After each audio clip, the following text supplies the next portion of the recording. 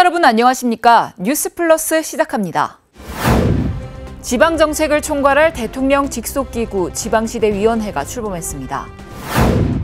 대구시가 동성로 르네상스 프로젝트를 추진합니다. 충청북도 브랜드 선포식에서 새로운 심벌마크와 브랜드 슬로건이 발표됐습니다. 포항시가 2차 전지 산업을 육성하는 주요 대학과 상호 협력 체계를 구축했습니다. 제주도와 하나시스템이 우주산업 생태계 조성을 위한 업무 협약을 체결했습니다. 보행자 안전을 위해 일부 지자체는 횡단보도와 차량 정지선 사이의 간격을 넓히고 있습니다. 이런 지자체의 경우 보행자 교통사고 건수가 큰 폭으로 감소하는 효과를 보고 있는데요. 광주와 전남에서도 이런 정책을 도입할 필요가 있어 보입니다. 광주광역시 서구의 한 도로. 횡단보도와 정지선이 얼마나 떨어져 있는지 재봤더니 2m도 채 되지 않습니다. 또 다른 도로는 1m도 안 됩니다. 2에서 5m까지 지정하도록 한 경찰청의 교통노면 표시 매뉴얼이 지켜지지 않고 있는 겁니다. 어린이 보호구역도 상황은 마찬가지입니다. 차량으로부터 보행자를 보호하기 위해 설치된 최소한의 장치인 정지선 규정도 지켜지지 않고 있다는 얘기입니다. 상황이 이렇다 보니 정지선을 넘어 횡단보도까지 침범하는 일도 쉽게 목격됩니다. 차가 아무리 속도를 안 내고 다니는 거리라고 하더라도 그래도 여기가 좀 위험하다는 생각을 하긴 했었어요. 정지선이랑 횡단보도 사이 거리가 좀 더 멀었으면 좋겠고. 충북 청주시는 이렇게 보행자가 위협받는 상황을 최소화하기 위해 지난 2018년부터 횡단보도와 정지선 간 거리를 기존 2m에서 5m로 확대하고 있습니다. 정지선에 멈춰있는 차량과 멀리 떨어져 있어서 그 안전함을 느낄 수가 있습니다. 설령 차량이 정지선을 다소 침범했다 하더라도 횡단보도와의 여유거리가 아직도 한 2에서 3m 정도 남아있기 때문에 확대 이후 최근 4년 새 청주시에서 발생한 횡단보도 교통사고는 40% 넘게 감소했습니다. 같은 기간 광주보다 무려 10%포인트 이상, 전국 평균보다는 2배 이상 높은 감소율입니다. 횡단보도 정지선 준수율도 청주는 90% 이상을 유지하고 있지만 광주는 70% 안팎에 머물고 있습니다. 하지만 광주지방경찰청은 정지선 이격 효과에 대한 공식적인 연구 자료가 없다며 도입하지 않고 있습니다. 정지선 이격으로 인한 공식적인 교통사고 예방 연구 자료나 통계는 없습니다.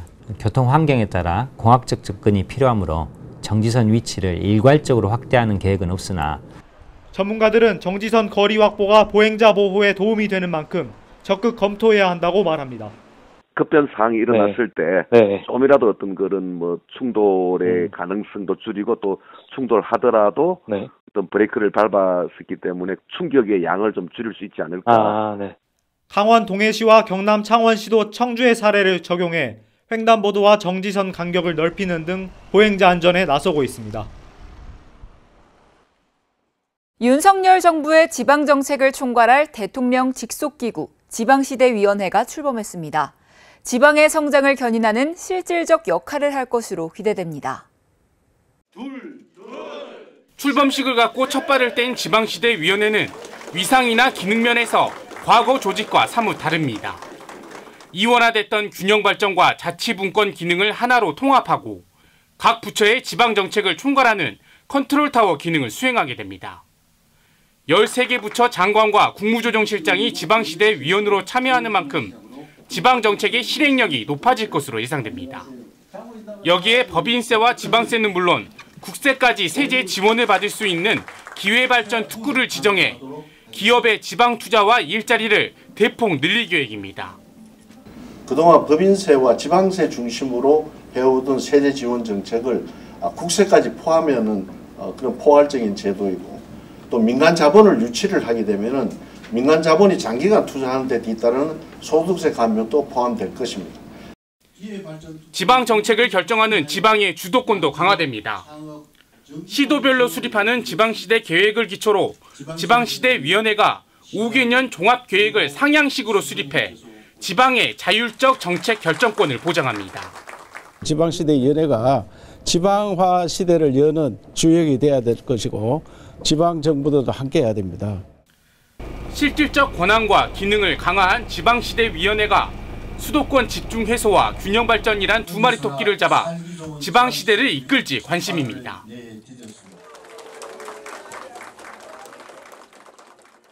이어서 수도권 소식입니다. 광명시가 구로 차량기지 광명 이전 백지화 성과보고 대회를 개최했습니다.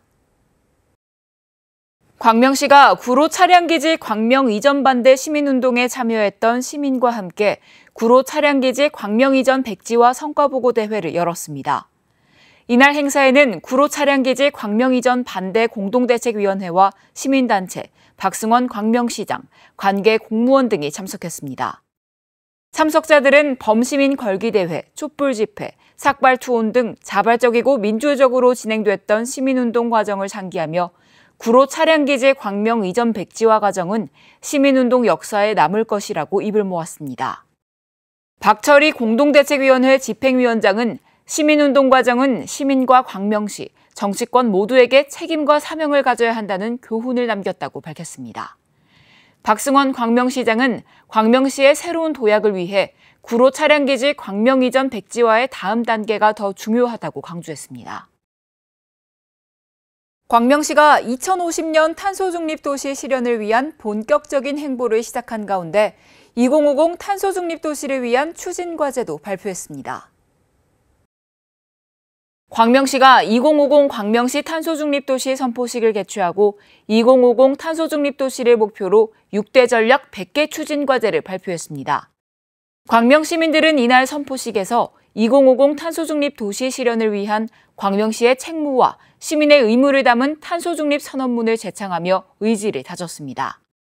박승원 시장은 광명시의 역량을 집중하고 모든 시민의 관심과 참여를 확대해 기후 위기를 극복하고 함께 성장하는 탄소중립 도시로 나아가겠다고 선언했습니다. 한편 광명시는 2030년까지 8,196억 원의 예산을 투입하고 온실가스 40%를 감축할 계획입니다. 아울러 친환경 녹색 스마트 도시 조성 사업, 탄소중립 친환경 산업 연구단지 조성, 스마트 그린빌리지 보급 등 22개 사업을 추진합니다. 광역시 소식입니다. 대구시가 동성로의 명예회복과 침체된 도심의 활력을 되찾기 위해 동성로 르네상스 프로젝트를 추진합니다. 동성로는 1960년대 이후 대구 대표 상권 역할을 해왔지만 2000년대 이후 온라인 전자상거래 발달과 코로나19로 유동인구가 급감하면서 상업 판매 시설의 공실이 크게 증가했습니다. 이에 따라 대구시 동서남북 성로 1.16제곱킬로미터를 대구 최초 관광특구로 지정해 공연 공간으로 조성하고 옛 중앙파출소 건물은 지역 정체성을 발산하는 랜드마크로 개발합니다. 또 도심의 공실을 활용해 지역과 경북권 대학의 도심 캠퍼스를 조성하고 단기 임대 온라인 디지털 플랫폼도 구축해 시민들이 다양한 활동을 할 수 있도록 지원합니다. 이 밖에도 동성로만의 색깔이 있는 골목경제 활성화 사업을 추진하고 중앙로 대중교통 전용지구 일부 구간을 해제하는 한편 도심공원을 공연 전시가 가능한 공간으로 조성할 계획입니다. 대구시가 건강한 조직 문화를 만들기 위해 홍준표 대구시장과의 소통 공감 토크를 진행했습니다. 대구시가 7일 MZ세대 직원들의 문화와 가치관 공유로 건강한 조직 문화를 만들어가기 위해 홍준표 대구시장과의 소통 공감 토크를 진행했습니다. 조직 내 MZ세대는 전체 공무원의 53.2%를 차지해 미래 대구시정을 이끌어 나갈 주류로 자리 잡아가고 있습니다. 이번 행사에는 1990년 이후 출생한 만 19세에서 33세의 시 구군 소속 MZ세대 공무원 250여 명이 참석했습니다. 홍준표 시장은 직접 토크를 주재해 시정 운영 방향과 고충 사항, 신선하고 기발한 질문과 개인적인 질문 등 형식의 구애 없이 MZ세대 직원들과 대화를 나눴습니다. 계속해서 강원도 소식입니다. 재단법인 평창유산재단은 올림픽 유산사업 활성화 방안을 논의하기 위한 심포지엄을 개최했습니다. 이 행사에는 국내 기관, 사회단체장, 지역주민 등 100여 명이 참석한 가운데 올림픽 유치에 기여한 군민들의 노력을 재조명하고 올림픽 유산사업 활성화 방안에 대한 의견을 수렴했습니다. 평창유산재단은 올림픽 유산 사업의 중요성과 평창의 지속적인 발전을 강조하며 군민들의 노력과 참여가 올림픽 유산의 보전과 발전을 이뤄낼 수 있다고 강조했습니다. 횡성군이 2023년 하계 대학생 아르바이트 오리엔테이션을 갖고 본격 운영에 들어갔습니다. 앞서 군은 여름방학을 맞아 공공기관의 다양한 직무를 체험할 대학생 170명을 모집했습니다. 선발된 대학생은 1, 2차로 나뉘어 1차 85명은 7월 5일부터 28일까지, 2차 85명은 8월 2일부터 25일까지 군청과 사업소, 어린이집, 사회복지시설 등에서 주 5일 하루 8시간 근무하게 됩니다. 횡성군은 이번 경험을 통해 지역 출신 대학생들이 공직을 이해하고 다양한 경험을 쌓는 계기가 되길 바란다고 전했습니다. 계속해서 충청도 소식 전해드립니다. 충청북도 브랜드 선포식에서 새로운 심벌 마크와 브랜드 슬로건이 발표됐습니다. 새 심벌 마크는 충북을 이루는 각 분야가 뻗어나가는 미래 비전을 형상화했고 대한민국의 중심을 넘어 세계의 중심으로 비상한다는 의미를 포함하고 있습니다. 함께 발표된 브랜드 슬로건은 대국민 공모전 대상작인 중심에 서다를 이미지로 구현했습니다. 충북의 심벌 마크와 브랜드 슬로건은 모두 한글을 사용했다는 점에서 높은 평가를 받고 있습니다. 청남대가 한국관광공사가 진행한 2023년 코리아 유니크 베뉴 공모에 선정되는 쾌거를 이뤘습니다. 청남대는 호수를 품은 자연경관과 대통령 별장에서 다양한 회의를 개최할 수 있다는 점에서 높은 평가를 받았습니다. 코리아 유니크 베뉴는 한국을 대표하는 매력과 특색을 가지며 오래 기억될 만한 독특한 장소적 경험을 제공하는 시설을 뜻합니다. 김종기 청남대 관리사업소장은 이번 선정의 쾌거는 청남대의 관광 활성화는 물론 지역 상생 발전에도 이바지할 수 있을 것이라고 밝혔습니다. 계속해서 경상도 소식입니다. 포항시가 2차 전지 산업 육성에 집중하고 있는 주요 대학과 연구개발을 위한 상호협력 체계를 구축했습니다. 포항시는 5일 포스텍과 고려대, 강원대, 경북대 등 8개 대학 기업협업센터와 2차 전지 R&D 협력 생태계 구축 업무 협약을 체결했습니다. 시는 협약에 참여한 8개 대학과 2차 전지 초격차 기술 확보, 산업 경쟁력 강화를 위해 연구개발 생태계를 구축하는 한편 2차 전지 인력 양성, 공동 프로젝트 발굴 및 수행, 인적, 물적 기술 교류에 적극 협력하기로 했습니다. 협약으로 시는 2차 전지 소재 연구개발대학과의 유기적인 협업 체계를 구축하고 동남권 대경권은 물론 수도권과 강원권까지 아우르는 협력 네트워크를 통해 글로벌 기술 혁신 초격차를 이끈다는 방침입니다. 이어서 광주 전남 소식입니다. 인도에 주차하면 안 된다는 사실 다들 알고 계실 테지만 잘 안 지켜집니다. 이번 달부터는 인도가 6대 주정차 절대금지 구역에 포함됐습니다. 지자체는 한 달간 계도 기간을 가진 뒤 다음 달부터는 본격적으로 단속에 나설 계획입니다. 상가 앞 인도 위로 차량 2대가 줄지어 서 있습니다. 시민들은 불편한 걸음을 옮길 수밖에 없습니다. 이달 1일부터 주정차 절대금지 구역에 인도가 포함됐지만 아직 상황은 달라지지 않았습니다. 그래요? 진지 알았네요. 또 다른 인도에서도 상황은 마찬가지입니다. 이번 달부터 주정차 절대금지 구역이 6개로 늘었습니다. 소화전, 교차로 모퉁이, 버스 정류장, 횡단보도, 어린이 보호구역 인근에 더해 인도가 새로 추가된 겁니다. 인도에 1분만 차량을 세워도 과태료 부과 대상이 되도록 모든 지자체가 기준을 통일했습니다. 현장 단속 없이도 안전신문고 앱을 통해 신고되면 4에서 5만 원의 과태료가 부과됩니다. 바뀐 규정을 두고 시민들의 반응은 엇갈립니다. 안에 인도 위에 차가 있어서 사람들이 도로 위로 그냥 지나가기도 하고 사고 위험이 이제 줄면서 더 잘 다닐 수 있지 않을까. 공사하려 늘어져가지고 지금 말할 수 없이 고통스럽고 근데 그나마 차를 안 못 되게 해버리면은 그렇게 됐어요. 1인당 하루 3에서 5회로 규정됐던 주민신고 제한도 없앴습니다. 동일한 위치 및 방향에서 1분 이상 시차를 두고 찍은 사진 2장을 안전신문고 앱에 업로드하면 되겠습니다. 각 지자체에서는 7월 한 달간 계도 기간을 두고 8월부터는 과태료를 부과한다는 계획입니다. 최근 출생신고가 되지 않은 이른바 유령 영아에 대한 전수조사가 전국적으로 이뤄지고 있습니다. 이런 가운데 광주에서 유령 영아로 지목된 영아 1명이 친모에 의해 숨진 사실이 확인됐습니다. 지난 2018년 4월, 당시 20대 중반이었던 미혼모 A씨는 병원에서 아이를 낳은 뒤 혼자 살던 집으로 데려왔습니다. 생후 6일이 된 아이만 놔둔 채 홀로 외출했던 A씨가 3시간 만에 돌아오니 아이는 숨져 있었습니다. 그 모자가 얼굴을 한 반 정도 덮고 있었다. 얼굴은 창백하고 일단 그렇게 진술을 했는데 하지만 A씨는 아이가 숨진 사실을 감추기로 했습니다. A씨의 범행은 출생 기록이 있지만 출생 신고는 되어 있지 않은 이른바 유령 영아에 대한 지자체 전수조사 과정에서 드러났습니다. A씨는 담당 공무원이 아이의 행방을 묻자 친정 아버지에게 맡겼다고 말했습니다. 하지만 아이가 정확히 어디에 있는지 또 안전한지 여부를 묻는 질문에는 끝내 답하지 않았습니다. 아버지에게 아이 안전 좀 알려달라 알아봐서 그동안 아버지랑 연락을 좀 안 하고 살았어요. 내일을 가져오겠다. 그러면 수요일까지 연락 그 안전 확인이 안 되면 수사 의뢰를 하겠다. 아이 안전에 대해서는 이야기를 안 한 거죠. 이후 심리적 압박감을 느낀 A씨는 어젯밤 직접 경찰서를 찾아 자수했습니다.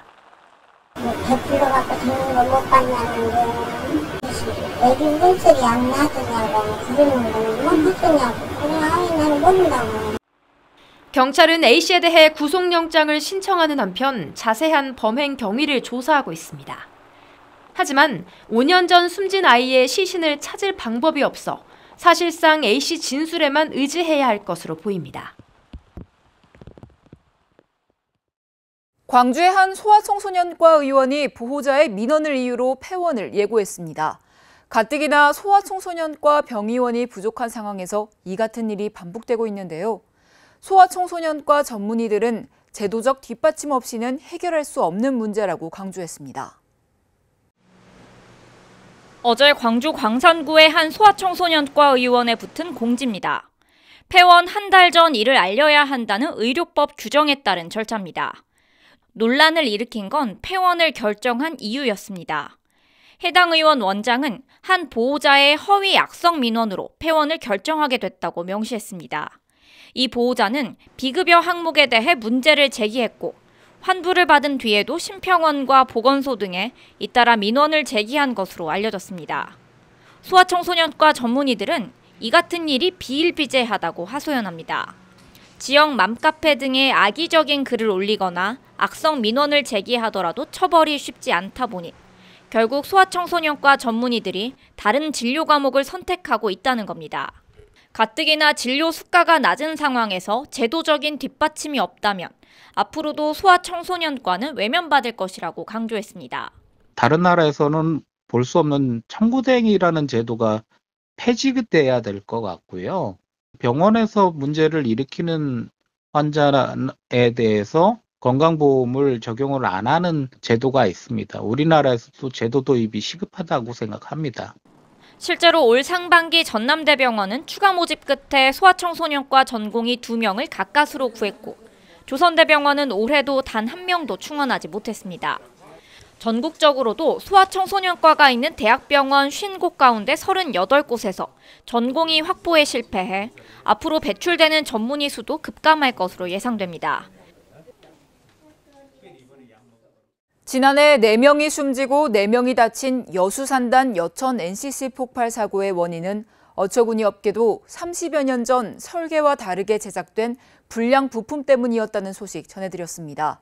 또 다른 불량 부품 가능성이 제기되면서 전수조사가 필요하다는 지적입니다. 지난해 2월 폭발한 여천 NCC 열교환기 제작 시기는 1987년. 여천 NCC는 비슷한 시기에 같은 기종의 열교환기 5대를 제작한 것으로 알려졌습니다. 문제는 불량 부품인 백킹 디바이스가 사고 규정 이외에 또 다른 열 교환기에도 장착됐을 가능성이 크다는 점입니다. 요것대로라고 하면 실제로는 공장 잘못 진 거지. 다들 오케이 났으니까 돌리라고 했을 거고, 그리고 지금까지 돌렸는데 아무 문제 없었고. 실제로 여천NCC는 사고 이후인 지난해 말 열 교환기 백킹 디바이스 한 개가 불량인 사실을 확인하고 교체한 것으로 전해졌습니다. 백킹 디바이스 단면의 최소 두께가 제작 도면과 달리 5mm 이상 얇았던 것으로 알려졌습니다. 사고 기종과 교체 기종을 제외하고 나머지 열 교환기 세대에 불량 부품이 들어갔는지 여부는 확인되지 않고 있습니다. 30년 전 공장을 세울 당시 부품 검수가 제대로 이루어지지 않은 정황이 드러나면서 공장 전체 안전마저 우려되고 있습니다. 설계사고가 잘못하면은 여천 3단에 30년 이상 된 공장 열교환기에 대해서는 다 검열을 들어가야죠, 국가에서. 그래서 그런 특별법을 만들자고 말입니다. 국내 최대 규모의 나프타 분해업체로 급성장해 연매출 4조 원을 기록하고 있는 여천NCC. 하지만 주요 설비에 불량 부품을 썼다는 의혹이 커지면서 공장 전체 시설에 대한 전면적인 안전 진단이 필요하다는 지적입니다. 특별자치도 소식입니다. 제주도와 한화시스템이 제주형 우주 거버넌스를 구축하고 우주산업 생태계를 조성하기 위해 업무 협약을 체결했습니다. 제주특별자치도와 한화시스템이 6일 제주도청 탐라홀에서 우주산업 육성 업무 협약식을 개최했습니다. 양 기관은 협약에 따라 민간우주산업 및 우주체험 인프라 구축, 위성정보 활용 서비스 분야 활성화 등을 추진할 계획입니다. 한화시스템은 제주도와 우주산업 밸류체인을 구축하기 위해 위성개발 제조시설인 한화우주센터를 연내 착공할 계획입니다. 이를 통해 제주에서 소형 위성이 생산될 예정이며 한화시스템은 제주에서 생산한 위성을 위성 미보유국에 수출하는 방안도 구상하고 있습니다. 오영훈 지사는 우주센터를 제주에 설립해 우주로 나가는 최전선의 전진기지로 도약하도록 최선을 다하겠다고 말했습니다. 한편 제주도는 한화시스템과 협업을 통해 편중된 경제 구조를 개선하고 과학기술력 증진, 인재 육성, 수출 다변화 등의 효과를 기대하고 있습니다. 2023 국가균형발전 세미나가 서울 중구 한국프레스센터 기자회견장에서 개최됐습니다. 이번 세미나는 국가균형발전위원회와 한국기자협회가 공동으로 주최했으며 균형발전 정책에 대한 관심을 모으고 특별자치도의 발전 방안을 모색하기 위해 마련됐습니다.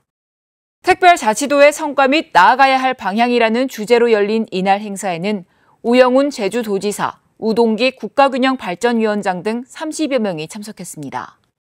국가균형발전 세미나는 개회사, 축사, 주제 발표, 종합토론 순으로 진행됐으며 오영훈 지사는 제주특별자치도 운영을 통해 얻은 값진 경험과 성과를 다른 시도와 공유하면서 지방분권 과제를 해결해 나가겠다고 강조했습니다.